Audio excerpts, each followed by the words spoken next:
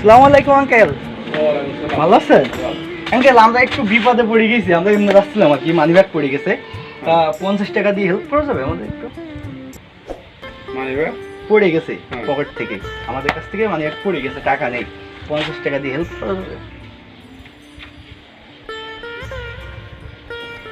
টাকা কি করবো? 50 টাকা লাগবে, টাকা লাগে না আর কি, আপনি যদি হেল্প করেন আর কি। না, আমাদের আমার সেরকম নেই। ও আচ্ছা আচ্ছা আচ্ছা, মানে আমাদের কাছে টাকা আছে বুঝছেন, মানে আমরা একটা ভিডিও শুট করছিলাম আর কি।